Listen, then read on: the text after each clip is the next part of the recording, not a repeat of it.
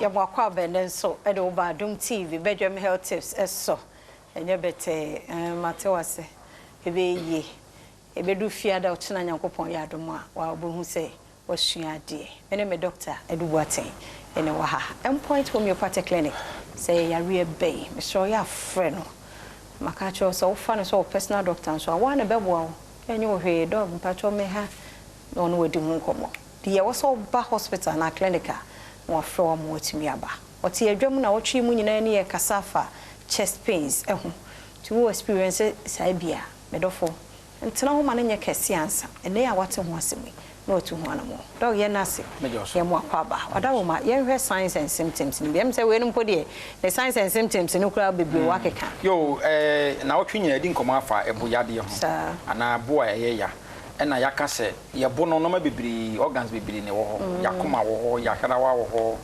ye gastrointestinal organs ho ye muscles nerves ni nyina bi wo ho ye minimum ye esophagus no project eba ho ene nti de kan nyina nse se ye bo ye ya me en fa ntena fie na ye huni pa bibiri wo a yakase o no mo nyare na o complain se ne bo keke amande se nipa ne yahwere no nti yen wo ho ye mfa nto ye ho se before nkomo ye be wie no also behunu se ye bo no ye bo ye ya akwala ba no be ka cho se ne bo ye ne ya ana wo panyin wo so bo ye o ya ye nkofa cream bia hye emfa nkofa ye bo massage o massage wie no ana wagina wo cream o se na me sen no da bi ebu ha ne firi wakoma ne firi akoma no kora no a ye o yade bebre wa etim ba akoma no ho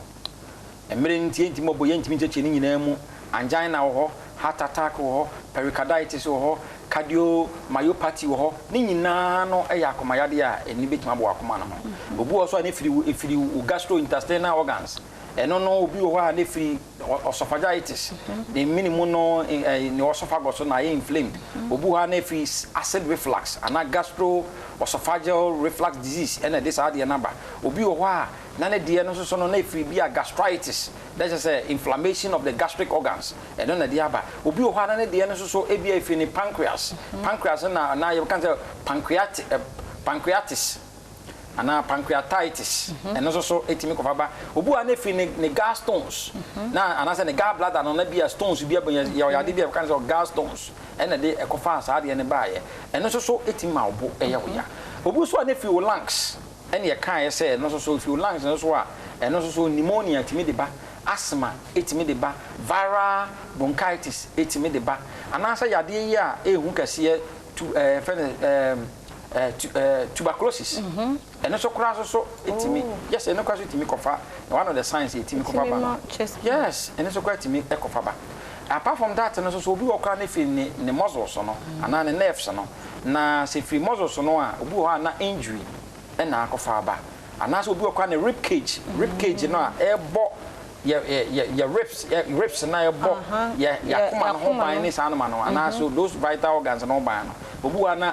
injury abem and also etimi etimi ekofaba we mu nyina etimi kofa yi ba na mom science ye betima sta daddy yade bia seye efi wakoma no ena de ema oboye o ya obo se obo no eye wo ya ohumi ensi so wakoma bobo peri we ye bibi kakra na wabre wona asekora betimi atatai se fi wo lungs no ena ema obo aya wo ya bo so bobo wa bowa obi obu amoja ebetimi firi maba obu okra so ane wano a wo bo no flames no timi ye green obi de etimi ye yellowish so ho ene so etimi kofaba se firi nipa no eyam so a ne boya ne ya no mo se ohome a ensi so na odidi a indigestion na okesu na obelche na onya hiccups so ho na you know bad breath great me feel no ba say enti obia ne se de ne de no na emu no obi ha bo se ne bo no ayi ne tin na obowa na esi na chi ne nyina no signs and symptoms ya other than what chest pains enti ebia ne symptoms ya e be bad ho edi eti say ade bi ha obia no end point to be particular clinic say stroke no mfante na fie akomayade diabetes pressure enfant na fie ye prostate ene awo mu hawo nhwemu scan no ye free lab no na ye 300 Ghana cedis for number yi na endpoint branch bi ben bia kuma seta krade akra tema enyina no obetimi afre na waba yade bia so hawo no o frɛ so a mechichiri ma kyerɛw number no ye 0244 86 70 68 0244 86 70